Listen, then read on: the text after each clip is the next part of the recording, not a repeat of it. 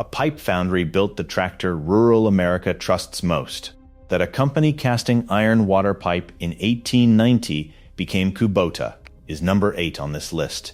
No rumor, no fan theory, it's in their own company history. Most guys on the lot think Kubota's always been a tractor company. It wasn't. It started casting iron in Osaka. How it got from water pipe to the machine in your barn is a story the dealer will never tell you. There are 8 things here that separate Kubota from every other color on the lot.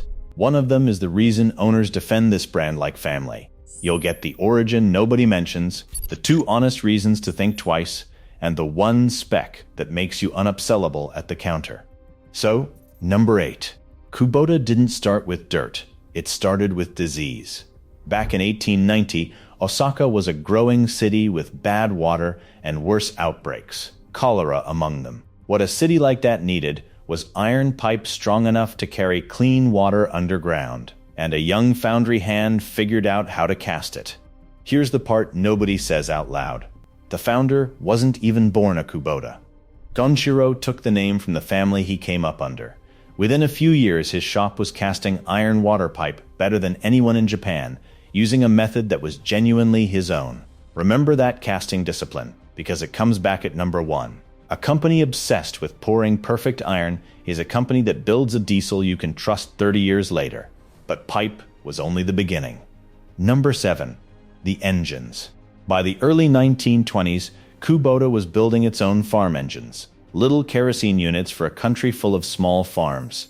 That matters more than it sounds. Kubota still builds its own diesel engines today, and here's the twist most owners miss.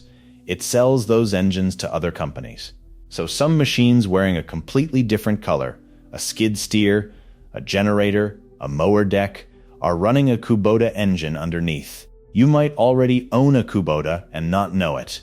And honestly, that engine reputation is doing a lot of the heavy lifting behind the badge. But the tractor itself didn't show up for decades. Number 6. The reason it's so good in tight spaces. Kubota's first tractor rolled out in 1960, a small machine called the T15. And no, you never saw it on an American lot, it was built for Japan. Now picture a Japanese rice paddy.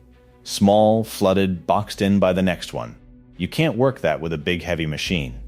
So Kubota learned to build tractors that were compact, light, nimble, and diesel from the ground up.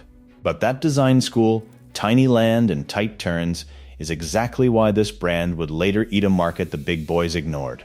Which brings us to how it got here. Number 5. The open lane. The first Kubotas hit American soil around 1969, and the Tractor Corporation set up shop stateside in 1972. And they walked into an open door. The big domestic brands had mostly walked away from the little guy. That's the landowner with a few acres who didn't need a $40,000 row crop machine. Kubota built exactly that tractor and priced it to move. It didn't just enter that lane. It took it over, and it's been the compact tractor to beat ever since. But it's what happened next that kills the oldest knock on this brand. Number 4. For everyone who still calls this an import. That hasn't been the whole story for a long time. A lot of Kubota's compact tractors and utility vehicles get built right here, in Georgia, in Gainesville and Jefferson. So the guy at the coffee shop knocking you for buying foreign is working off old information. It's a Japanese company, sure, but plenty of that iron is American-built. And here's where it connects. The design came from Japanese paddies, the engine tradition came from Osaka, and the assembly line sits in the American South. 3 threads, 1 machine. But none of that is the spec that actually saves you money. Number 3, and this is the one the dealer hopes you don't know. It's about horsepower and emissions. Any diesel tractor over 25 horsepower has to carry emissions gear. That means a diesel particulate filter, sometimes DEF fluid, and a regen cycle that burns off soot on a schedule. When that stuff acts up, it's a headache and a repair bill. But under 25 horsepower, the machine is exempt. No filter, no DEF, no regen. And Kubota builds specifically to that line. The L2501 and its replacement, the L2502, are rated at 24.8 horsepower on purpose. That number ducks them right under the line. The whole BX series lives under that line too. So if you want a modern tractor with none of the emissions grief, you ask for one thing: 25 horsepower or less. That alone makes you un-upsellable. But let's be honest about where Kubota isn't magic. Number 2, the honest one. Because anyone telling you a Kubota never breaks is selling you something. The B3350 is the cautionary tale. It ran an emissions system with a component that gave owners real, repeated trouble. Kubota put out a service bulletin on it, PSB 2021-050E. That's not folklore, that's the company admitting the fix in writing. And then there's the price. You do pay a premium for the orange badge, sometimes a few grand over a comparable machine. Some of that you get back in resale and engine life. Some of it is just the badge. I get it, that's a hard pill. But the number one reason owners stay loyal makes the premium easier to swallow. Number 1, the reason these owners act like family. It's resale and it's longevity. A Kubota compact holds its value about as well as anything on the lot, and a clean used one never really gets cheap. Why? Go back to number 8, that casting discipline. A company that obsessed over pouring perfect iron builds a diesel that runs decades past when it should quit. Guys are still hunting down pre-emissions L-Series diesels from a generation ago, paying strong money, because the thing simply will not die. That's the whole loyalty engine. Not marketing, not color. A machine that outlives the loan. Twice, and that's what you're really buying.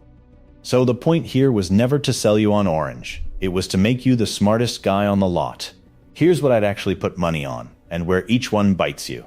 If you've got a small property and a tight budget, the BX subcompact is the easy answer. It mows, it loads, it's dead simple, and it slips under that emissions line. The catch: the loader is small and the machine is light, so don't ask it to move a mountain. For real acreage without the emissions grief, the L2501 or the newer L2502 is the one I'd personally buy. It's basic on purpose, and that's the point. 24.8 horsepower, no filter, no regen, just work. The catch: you're giving up a little refinement and top-end power for that simplicity, and honestly, that's a trade I'd take every time. And if you want the buy-it-for-life play, hunt a clean pre-emissions L-Series diesel, gear drive or hydrostatic, from before all the after-treatment. But the catch is real. Find one that wasn't beaten half to death, and make sure parts are easy to get, because a cheap tired one is no bargain. So here's the core of it. The pipe foundry is the whole story. A company that spent its first decades obsessed with casting perfect iron is why the engine earns the loyalty. The badge tax is real, but it's small next to what the machine gives back. You don't need to love the color, you just need to know the horsepower line, the emissions tier, and what holds value. Know those three, and no dealer on earth can upsell you. Next up, I pulled apart the John Deere right to repair fight, and there's a reason a lot of guys are quietly walking away from green. It's worse than you think. So from a foundry that started casting water pipe to the tractor in your barn, that's the real Kubota story. YouTube thinks you'll like this video, so click it, and if you made it to the end, subscribe.